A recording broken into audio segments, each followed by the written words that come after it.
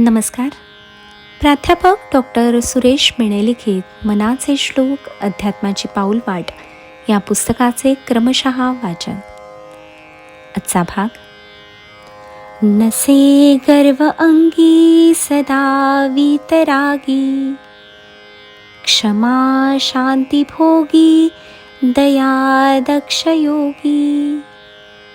नसे लोभना क्षोभना दैन्यवाणा, इही लक्षणी जाणीचे योगी राणा.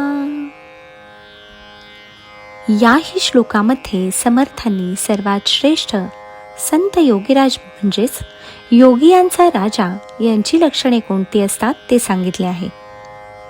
समर्थ म्हणतात, अशा संतांच्या अंगी गर्व नसतो, ते अनासक्त असतात. त्यांच्या अंगी वैराग्य असते, त्यांना कशाचाही मोह नसतो. कोणतीही गोष्ट त्यांना बांधून ठेवू शकत नाही. कशानेही ते हुरळून जात नाहीत व कशानेही ते रागवत देखील नाहीत. अशी वितरागी वृत्ती त्यांची असते. ते स्वतः अत्युच्च अशा पारमार्थिक पदाला जाऊनही इतरांच्या प्रती त्यांचा भाव ममतेचा असतो. इतरांबद्दल त्यांना नेहमीच जिव्हाळा वाटत असतो. इतरांना मदत करणे हे आपले कार्यच आहे असे त्यांना वाटत असते. तुकाराम महाराज म्हणतात, अर्भकाचे साठी पंत हाती धरली पाटी, तैसे संत जगी क्रिया करुनी दाविती अंगी. अशी माणसे इतरे जन चुकले तरी त्यांची वृत्ती क्षमाशील असते. दया क्षमा शांती तेथे देवाची वस्ती या वचनावर त्यांचा पूर्ण विश्वास असतो.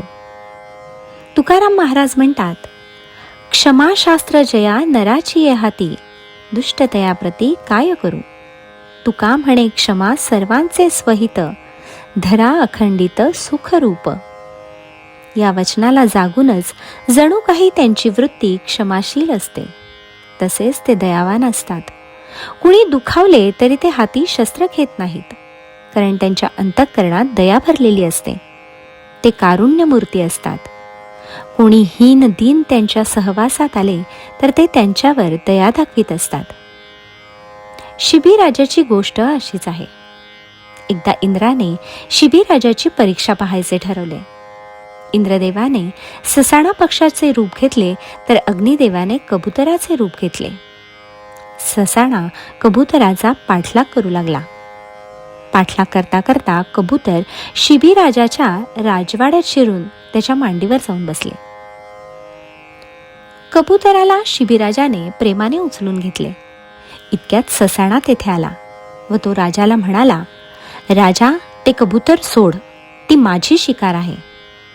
शिबीराजा म्हणाला, ते शक्य नाही, कारण ते माझ्या आश्रयाला आले आहे.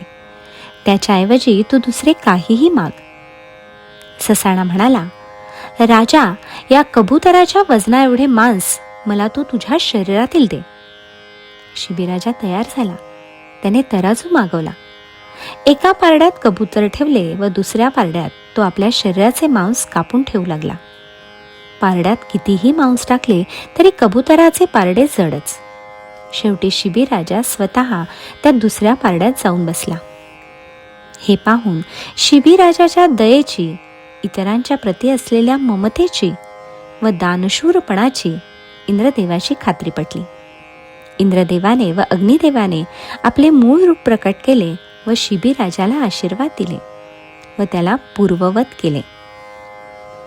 तिसऱ्या चरणात समर्थ सांगतात की योगी माणसांना लोभ, क्षोभ कधीच नसतो.